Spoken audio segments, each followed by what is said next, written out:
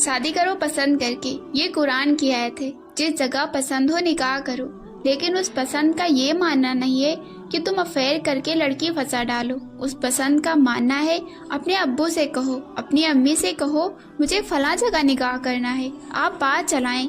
हमने क्यों दूसरों की नज़र को देख करके खानदानी मुआशरात का जनाजा निकाला है। ये पसंद है। जिस घर में शादीशुदा नंदों का राज होना, उस घर में खूबसूरत से खूबसूरत बीवी भी कभी अपना मकाम हासिल नहीं कर सकती, कभी राज नहीं कर सकती। ये जो फ़ोन लोग यूज़ करते हैं ना, जिसको स्मार्टफोन कहते हैं, नंदों को चाहिए इसको बड़े अच्छे से इस्तेमाल करें, ना कि चाहिए इसको रिपोर्टिंग के लिए इस्तेमाल करें, ना कि आग लगाने के लिए इस्तेमाल करें। भाई का घर बसने दें, क्योंकि आप खुद भी शादीशुदा हैं, तो ये बात समझने की है।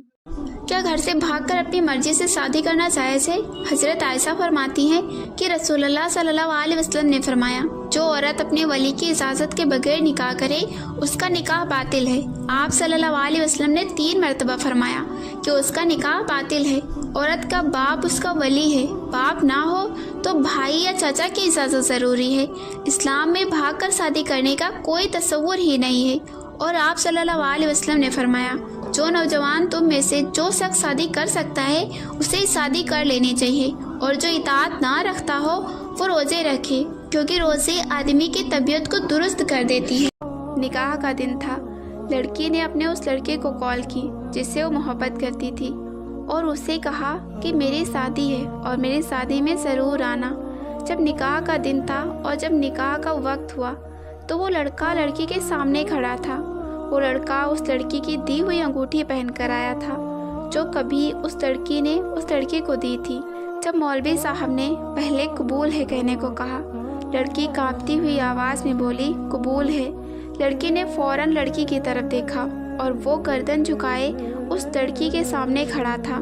मौलवी साहब ने दूसरा कबूल है कहने को कहा तो लड़के ने अंगूठी उतार दी।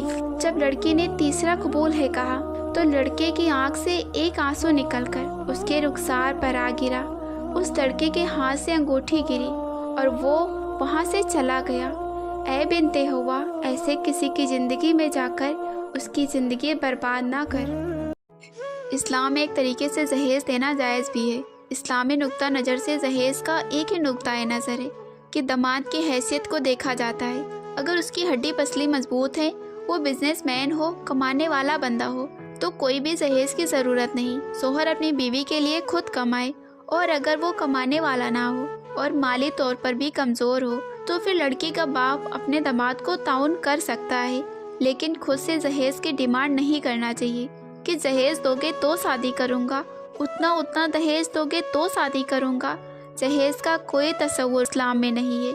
इस्लाम में जहेज़ लेना हराम है, लेकिन माँ बाप अपनी मर्जी से अपनी बेटी को कुछ देना चाहें तो दे सकते हैं। शादियों में एक रस्म होती है सलामी के नाम से। लोग समझते हैं कि कोई दीन का काम कर रहे हैं क्योंकि इसका नाम सलामी है। ये दीन का काम नहीं है, ये बेहयाई का काम है, ये भिखारियों का काम है। इसमें जो दुल्हन की बहनें होती हैं वो बगैर पर्दा के आती हैं, दूल्हे को दूध या मिठाई या कोई भी चीज़ खिलाती हैं, या पैसे न्यौछावर करती हैं, या कुछ भी चीज़ करती हैं और सोने की अंगूठी पहनाती हैं, या फिर चांदी की। अगर चांदी की भी है तो भी हराम है, क्योंकि गैर महरम उसे पहना रही है। और दूल्हा भिखारी बनकर रुमाल लेकर बैठा होता है और उसको औरतें भीख दे रही होती हैं। इसको दीन का काम मत समझिए। दीन कभी बेहयाई को प्रमोट नहीं करता, लिहाजा इस रस्म को अपने शादियों और अपने मुआशरे से ख़त्म कीजिए। चिड़िया होती हैं बेटियाँ, मगर पर नहीं होते बेटियों की। मायके भी होते हैं, ससुराल भी होते हैं, मगर घर नहीं होते बेटियों की। मायका कहता है बेटी तू पराई है, ससुराल कहता है तू पराए घर से आई है। अब ऐ खुदा तू ही बता, आखिर ये बेटी किस घर के लिए बनाई है। जो मर्द अपनी बीवी को इज्जत नहीं करता और जो औरत अपने शौहर को इज्जत नहीं देती, तो अल्लाह अपने फरिश्तों से हुक्म देता है कि जाओ इनके घर से बरकत और रहमत ले आओ। जब आपकी वजह से आपकी नेक बीवी रोती है तो अल्लाह फरिश्तों से कहता है जाओ इसकी ज़िंदगी से खुशियाँ ले आओ। लिहाजा अपने रिश्तों को ख़राब ना करें।